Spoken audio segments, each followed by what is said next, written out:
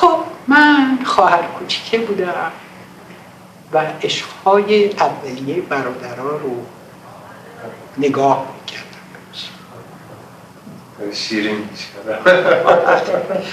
یعنی دیدم که چجوری برادرم بزرگم عاشق شد و عاشق کی شد و در مجالس مهمانی این دوره در واقع چقدر علاقمند شد به این دختر. دیدم که برادر بزرگترم باز که کمتر 2 سال از من بزرگتره او چگونه عاشق شد و این عشق‌ها تو زندگی او در واقع چه نقشی داشت و نگاه کردم به این که مادرم با مسئله چجوری برخورد میکنه. مادرم همیشه به ما میگفت که این داشتن عشق بزرگ زندگی نعمته. کسی که اینو تجربه نکرده باشه یه چیزی رو از دست داده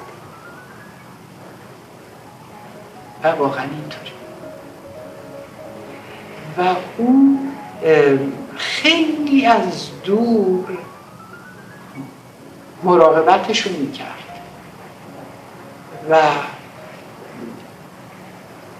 اما امکان تجربه رو میداد.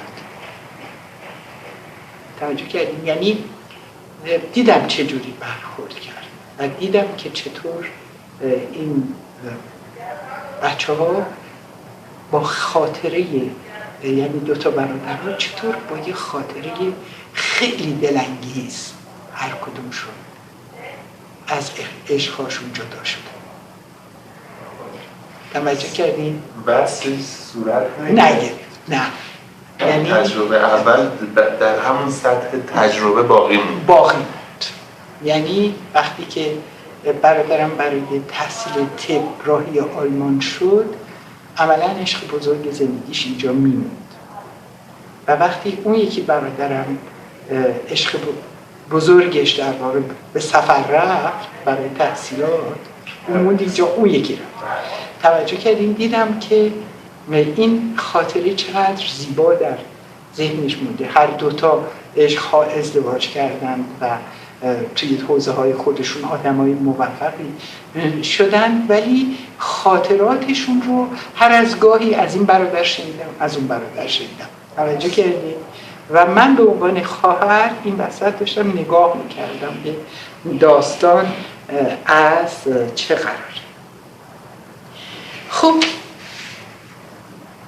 وقتی که دوره دبیرستان خواهرم تموم شد، مادرم خب امکاناتش تو آلمان بیشتر از هر جای دیگری بود دیگه. خواهر رو برداشت و برای تحصیل رشته پرستاری بردند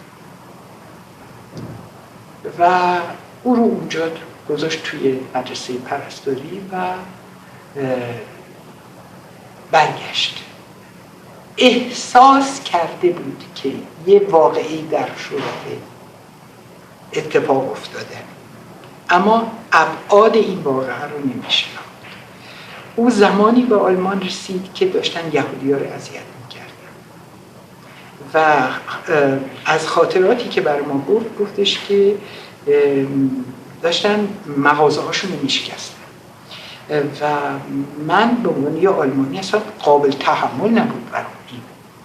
شروع کردم اعتراض کردن که چرا این کار رو داریم می‌کنیم. گفت ولی از توی جمعیت 1-2 تا احساس کردم مثل حالت ساواکتوری کی اینجا اعتراض میکنه. تمام اینا ترسیدم و با خواهرش شروع کردم فارسی حرف زدم. اصلا زدم خودم به کوچه چپ ولی شاهدی بودم، ولی مادرم نمیدونست بعد چه اتفاقی خواهد افتاد. یعنی ابعاد این قضایا رو اصلا نمیتونست تصور کنه و به همین خاطر وقتی 2 سال بعدش برادرم رو فرستاد آلمان برای تحصیل طب، در واقع نمیدونست که چه جدایی پیش خواهد آمد. تا اونجا فکر میکرد که خب محفوظ خاله ها هستن، دایی هست، توجه کردیم از راه دور هوای دختر پسر منو دارن، اونام دارن، خوب اونجا تحصیل میکنن و نهایتاً وقتی جنگ جهانی دوم شروع شد و ارتباط ها همه قطع شد، دیگه داستان به این شکل شد که حتی فرستادن پول برای این بچه ها دچار مشکل شد و پول میرفت به سوئیس و نمیرفت به آلمان. یعنی خواهر و برادر اونجا رو پای خودشون رو بستی مسائل خودشون رو حل بکنن که اون دیگه داستان جدا کنه. در این فاصله ما 3 مونده بودیم. برادر بزرگتر از من رستم و من و فرهاد که برادر کوچیک‌تر.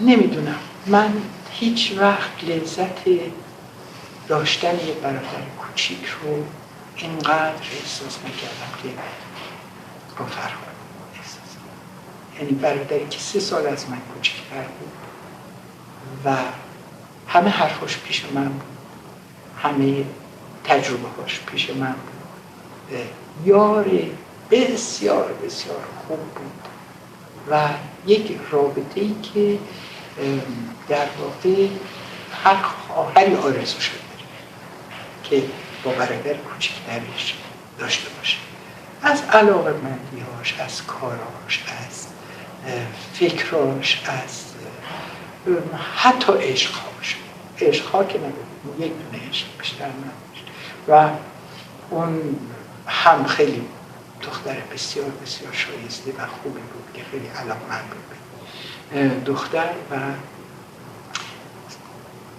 کاری که با هم میکردیم، ورزش ها دیگه ما 3 با هم میرفتیم همیشه به فعالیت های ورزشی و کوهنوردی و نمیدونم رفتن به